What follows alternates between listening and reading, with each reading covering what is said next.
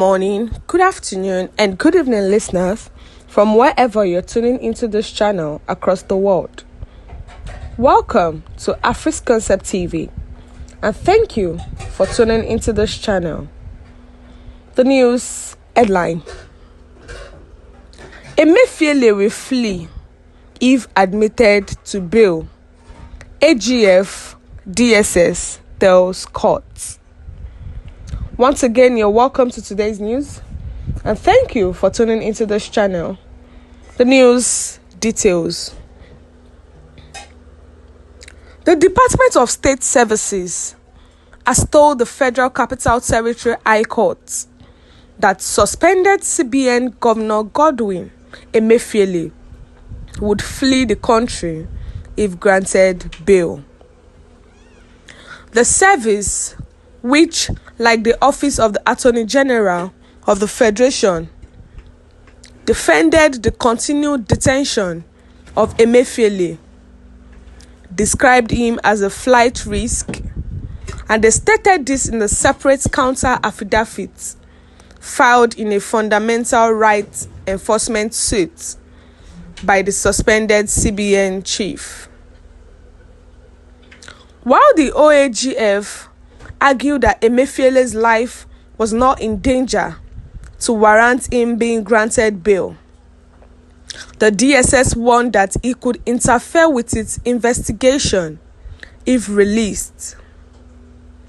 After the resumed hearing of the suit, in which Emeifele is challenging his detention yesterday, the DSS denied not allowing his family members and lawyers to visit him. Emeifele was suspended not long after Tinubu was inaugurated as president of Nigeria. He was suspended from being the chairman of Central Bank, and he was also apprehended by the DSS. Immediately he was suspended, not long, we could see that he was being flown to Abuja to the DSS custody, and he has been in DSS custody since then. So the case is actually in court already, and Emeifele is actually saying that he's challenging his detention yesterday. Emeifele has said that he is not supposed to be in detention, so that is actually the case that is in court for now. So Emeifele has been requesting for a bail, but the DSS has told the Federal High Court that if Emeifele should be granted bail, Emeifele would flee from the country. And that's actually very true, and that's common of our politicians. Once you grant them bail and they find their way out of the country, they are gone. Just forget about that case, because they are not coming back. And when they come back, they will come back when the case has actually died down, or when another administration is in power.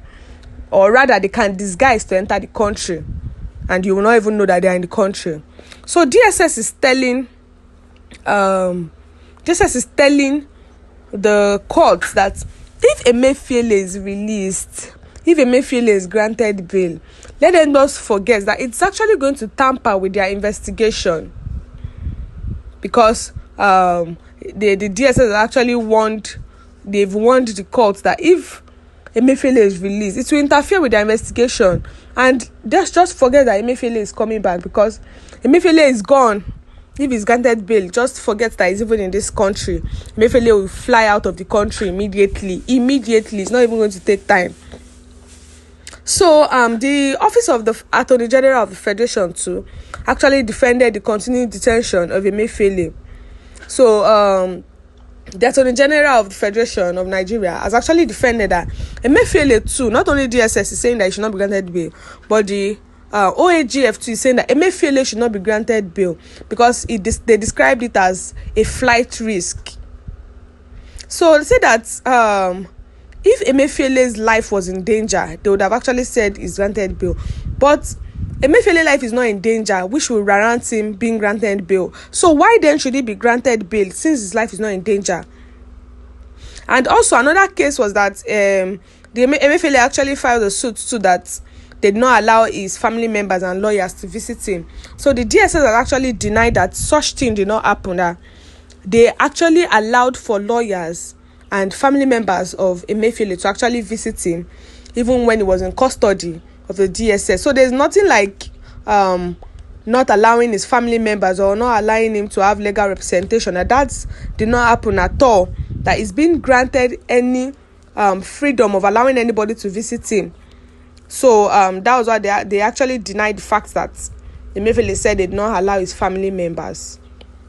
So the Attorney General of the Federation, the Office of the Attorney General, and the DSS, since the two of them have said that Emeifele is actually going to flee, so I think I agree with that too, because once he gets a chance to actually leave the country, he's just gone. He's not coming back again. So one Mr. Moneyman commented and said, I don't know why the court wants to get bail and allow him run away from the judges. Like, I don't know why are they granting him bail? He could actually be in custody. At least Nnamdi Kanu has been in custody since 2021, and he has not been granted bail or anything. So why can't Emeifele too still be in the custody of the DSS while their investigation is going on? Why do they want to grant them bail? I smell something fishy here. Why is he being granted bail? For what reason? His life is not in danger. He's seeing his family members. He has legal representation. So what exact reason, like, are they giving to the court that he should be granted bail? I don't know. Like, I don't understand why that case is even coming up, because he does not even warrant the bail at all. Because if he's gone, once he's granted the bail, he's going out of this country, and nothing can be done again concerning the case. What's your view concerning this news? Kindly share your view in the comment section, and don't forget to like and share, and also click on the subscribe button to subscribe and the bell for more updates. Thank you for listening to the end. We've come to the end of today's news.